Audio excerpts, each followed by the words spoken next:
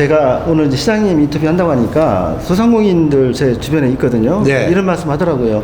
자기는 코로나 터지기 2019년 그 초기에 이제 사업을 시작을 했는데 지금 소상공인 지원이 뭐냐면 그 작년보다 매출이 늘어나면 안 주겠다. 그런데 2019년 초기 때 이제 시작한 사람들은 좀 늘어날 수도 있잖아요. 그래서 이런 기준도 지금 근데 그런 기준을 국가 기준도 지금 아니, 엉망이라는 근데 말이에요. 완벽하게 맞추기는 예. 어려워요. 예, 예. 완벽하게 맞추면 안 돼. 집에서 애들 애들 저기 그 이를테면 도시락 싸주는 것도 완벽하게 기준을 맞추기가 어려운데 그걸 너무 획일적 기준으로 맞추면 아무것도 못합니다. 이 분명한 거는 세금 보고가 있잖아요. 세금 보고. 예, 예. 세금 보고를 한 거에 의해서 할 수밖에 없어요. 이걸 어떻게 보증하겠어요? 나는 작년에 예를 들면 제가 이제 라면 가게를 해요. 예. 근데 나는 코로나 이전에 저기 그 개업을 했는데 6천만 원 벌었다. 예. 근데 작년에 1,000만 원 벌었다. 근데 증빙 자료가 없어요. 그럼 그걸 다 믿고 해줘야 되나요? 그래서 그분들 의견은 뭐냐면 그 세금 기준 좋다 이거예요. 그렇지만 억울한 것을 호소를 받을 수 있는 심의위원회 이런 것도 좀 있으면 좋겠다. 그렇죠. 그거 예. 필요하죠. 그러니까 이제 작년에 정말로 너무 인생에서 재수가 없는 거죠. 그 시기에 개업을 하셔가지고 어려움을 겪게 되는 부분들은 다 있잖아요. 있죠. 그 보고서가. 그렇죠. 그런 부분을 저는 두텁게 지원을 해드려야 된다고 생각하는 거예요. 그런 분들한테 1인당 25만 원씩 하면은 결국은 100만 원이잖아요. 그렇죠. 이 100만 원을 딱 쥐잖아요. 인생이 얼마나 지금 힘들어요? 아유, 이 100만 원 가지고 뭐래? 그냥 우리 그냥 이걸 가지고 어디 놀러 나갔다 오자라든가 밥이나 사 먹자 뭐 이럴 수 있죠. 그럼 그 순간은 즐겁죠. 또 이제 그거와 관련된 연관 산업은 조금 나아질 수도 있죠. 저도 지난번에 받아서 생맥주 잘 마셨어요. 네, 그래서 생맥주가 많이 팔렸다는 얘기도 있고. 아무튼 저는 그 각자 판단은 다르겠지만 저는 저한테 주어진 권한을 가지고 제가 결정해야 된다면 저는 그 중위소득 이하 하는 게 맞다고 보는 쪽이고. 중위소득 이하. 그리고 중위소득 이하 되시는 분들에게 일정 기간을 좀 더 큰 금액을 드렸으면 좋겠다. 실생활에 도움이 되게. 그거 좋아하겠습니다. 그러니까 그분들한테 충분히 좀 소명의 기회를 주는 것도. 그리고 자영업 하시는 분들 이렇게 이제 2019년 매출액과 2020년 매출액이 확연하게 떨어졌잖아요. 그렇죠. 그럼 그 매출액의 70% 정도는 보전을 해주자. 그것도 좋은 생각인 것 같아요. 그럼요. 그래서 그분들이 임대료도 내고 그렇죠. 그다음에 애들 학비도 되고 다 해야 되잖아요. 그렇죠. 그러니까 매출액이 있잖아요. 매출액은 매출액에 따른 수익률이 있을 거 아니겠어요. 그렇죠. 이익이 그 이익이 예를 들면 100이야. 그러면 100은 다 못하더라도 70 정도. 그 한 70 정도. 그러니까 내가 이 가게를 열심히 운영을 해서 이제 한 달에 한 500만 원 가져갔어요. 그럼 350만 원 줘야 됩니다. 이 방송 듣는 시청자분들 중에 소상공인 분들은 시장님 말씀을 잘 이해하실 것 같아요. 그리고 또 한 가지가 우리나라가 자영업자가 중요한 게 12% 상위 이분들 저 욕먹을지 모르지만 그분들 주면 안 돼요. 참 그런 저기 잘 어처구니없는 발상이 어디 있어요. 그리고 이 제가 이제 말씀드리는데 우리가 OECD잖아요. 어쨌든 OECD 국가 중에 자영업 비중이 제일 높은 나라예요. 보통 17%에서 18%인데 우리는 30% 가까이 돼요. IMF 이후에 막 급격하게 늘어났죠. 그렇기 때문에 그 자영업에 몰락하면은 국가 경제의 중산층이라는 쪽 서민적 중산층이에요. 그렇죠. 그것도 뭐 그 상위적 중산층도 아니에요.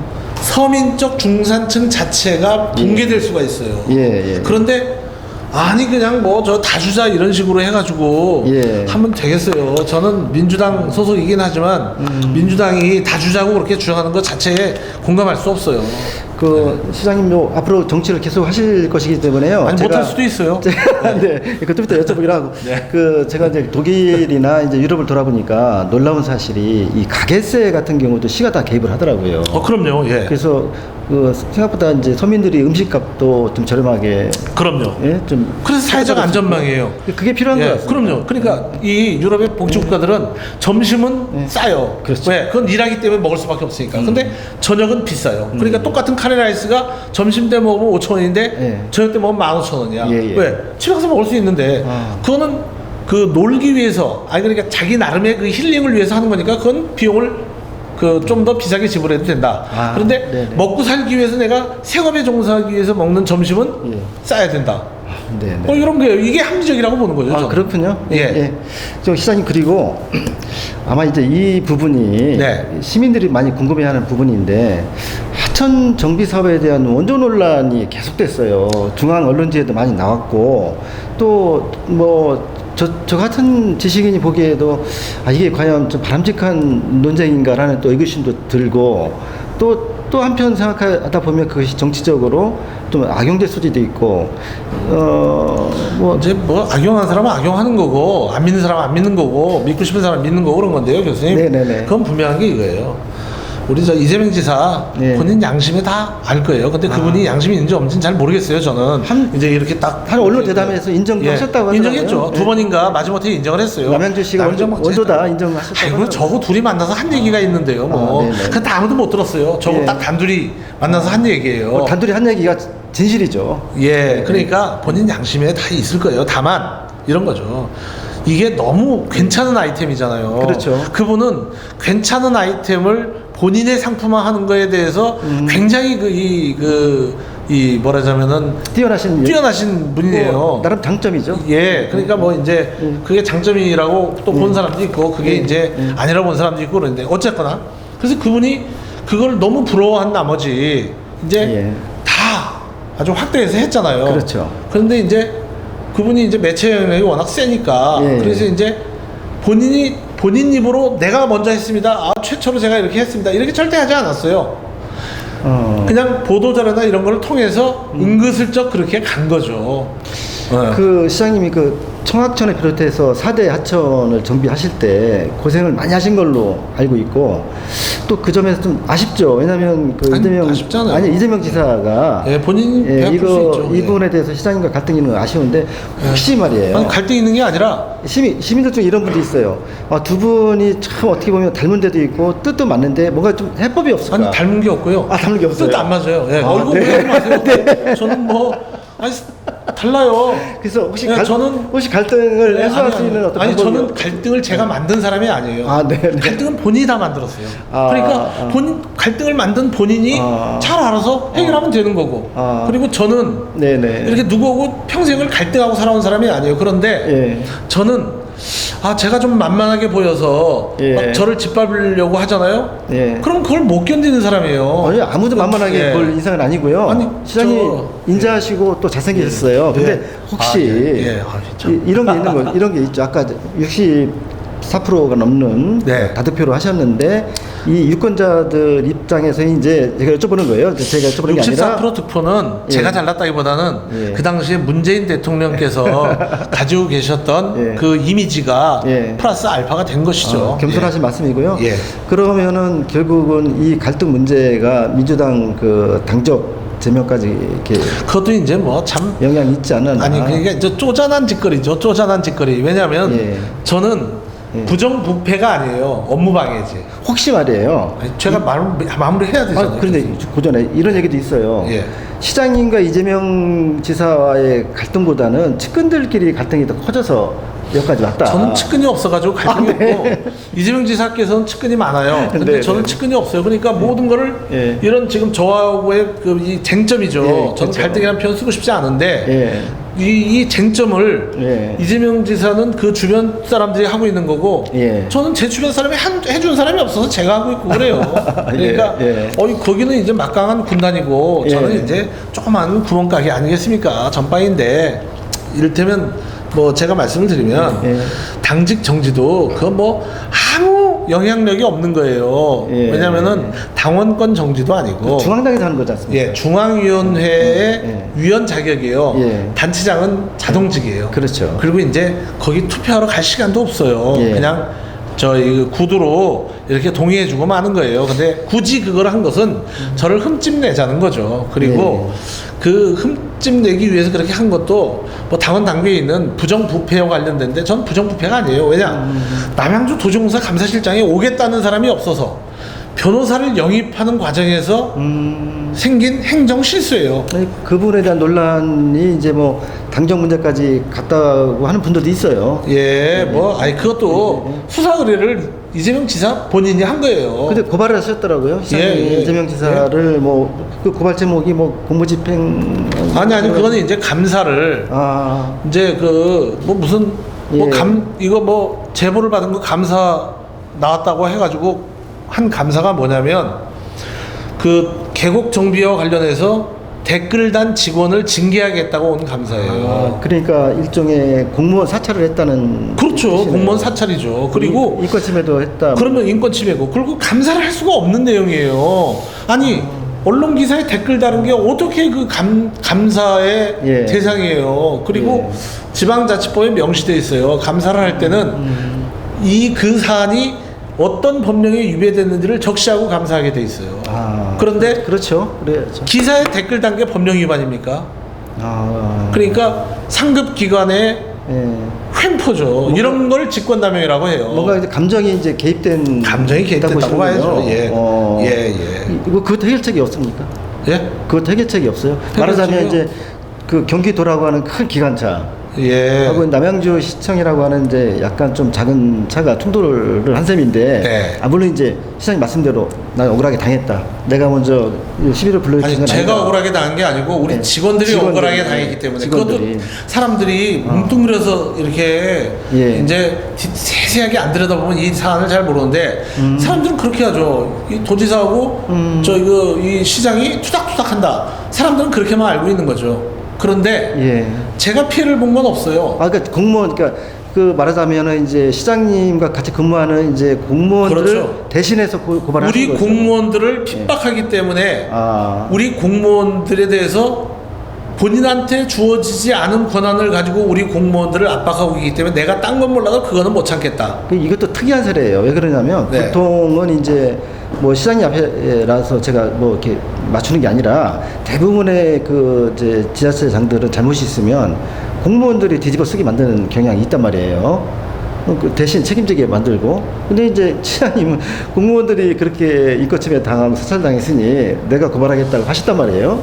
근데 저 원인 제공은 제가 했잖아요. 왜냐? 제가 미워서 그렇게 한 거잖아요. 그러니까 원인 제공자가 책임을 져야 되잖아요, 제가. 그럼 원인 제공자인 제가 책임을 지는 게 맞다고 생각하는 거예요. 그리고 이거 뭐 방송이긴 하지만 제가 뭐 굳이 얘기하면은 뭐 저 그렇게 시장직에 연연해 가지고 막 그렇게 쫄아 가지고 뭘 하고 싶은 생각이 없어요. 연연하셔야 돼요. 왜냐면 이재명 지사가 시킨 거 아니잖아요. 남양주 시민들이 뽑은 거고. 그거 그래야. 그 점은 교묘하게 받아들이겠습니다. 그렇습니다. 명심하겠습니다. 정약용 도서관이라는 역사의식과 또 아까 말씀드렸지만은 그 뉴 미디어 도서관을 만드신 역량이 있으시니까 하여튼 그 부분은 그렇다 치고 또 그 감정이 상당히 있다라고 이렇게 이제 느껴질 수 있어요. 시청자 입장에서. 그렇죠. 감정 뭐 좋지는 않죠. 그렇죠. 그러나 저는 제 좋지 않은 감정을 행정에 적용하지는 않습니다. 그리고 그 어떤 경기도 공무원들한테도 제가 저의 불편한 감정을 내비친 적도 없고 마땅히 해야 될 경기도와 남양주 사이에 그 서로 협력 관계를 제 감정을 앞세워서 그거를 그 무산시키거나 아니면 안 하거나 그러지 않았습니다. 뭐 대단한 의지가 있으시기 때문에 이런 난관도 좀 뚫으실 것 같고. 그리고 이재명 지사도 이제 앞으로 더 바빠질 거 아니에요? 이제 대권 계속 또 가셔야 되고 하니까 어쨌든 이 남양주 문제는 그냥 두 분의 개인 문제가 아니지 않습니까? 어떻게 보면은 도민과 시민들의 이제 문제이기 때문에 조속히 해결됐으면 하는 바람이 있습니다. 그래서 그리고 오늘 솔직히 다 말씀해 주셨고요. 또 물어보세요. 뭐 시원하게 말씀드릴게요. 아까 이제 도지사 이제 말씀을 제가 잠깐 드렸었는데, 그럼 경기도가 이렇게 변했으면 좋겠다고 하는 그런 생각을 하셨을 거 아니에요? 저는 기본적으로요. 행정구조 개편론자예요.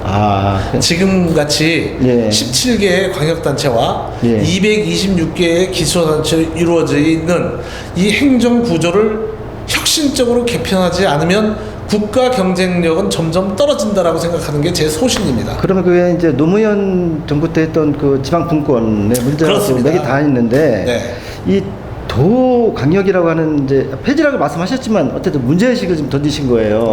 또 그 얘기는 폐지를 기점으로 해서 어떻게 개선돼야 된다고 한 것까지 한 거란 말이에요. 예. 그러면 도가 그러면 조정의 역할 정도만 하면 되겠습니까? 아니요, 그냥 없애가지고 네.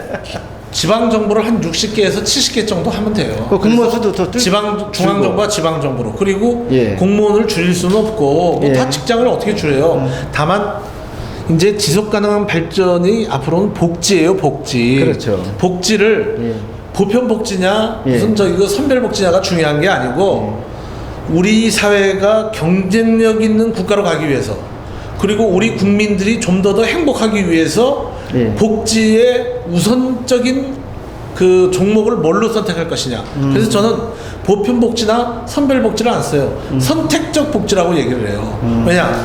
교통 문제를 완벽하게 해결했다 그러면 교통 문제가 선택적 복지가 되는 겁니다. 그렇죠. 그렇죠. 그죠? 그렇죠. 예. 그리고 좋은 그 이 도서관을 많이 만들겠다. 그러면은 이 집에서 답답하신 분들이 도서관이라는 공적 공간을 통해서 예. 편안함을 느낄 수 있잖아요. 예, 예. 그러면 그것이 소위 말하는 정신적 복지가 되는 거예요. 다만 이제 그 자본주의라는 경쟁 사회 속에서 경쟁이 미처 갖춰지지 못했기 때문에 낙오될 수밖에 없는 예. 그런 이제 그 뒤처진 분들을 그 이를테면 생존권을 보장해주는 복지는 그렇죠. 필요하죠. 그런데 그렇죠. 예.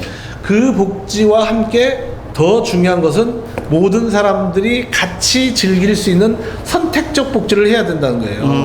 그러니까 대중교통을 진짜 잘 만들어 놓으면 예. 자동차 안 갖고 다니잖아요. 그렇죠. 그죠? 그렇죠. 예. 그런데 그럼에도 불구하고 난 자동차를 갖고 다녀. 그건 돈 있는 사람은 그렇게 하면 돼요. 그렇죠. 근데 돈 없는 사람은 대중교통이 진짜 잘 돼 있고 예. 그 다음에 교통 서비스가 잘 돼 있으면 차를 안 갖고 다니잖아요. 그러면 그게 복지가 증진되는 거예요. 그건 그렇죠. 예. 국민의 세금을 통해서 우리 도지사께서 얘기하시는 모든 국민이 공평하고 공정하게 대우받아야 된다라는 예. 게 돈을 똑같이 나눠주는 게 공평하고 공정한 게 아니에요. 예. 그런 국가 발전적, 사회 발전적 아이템을 예.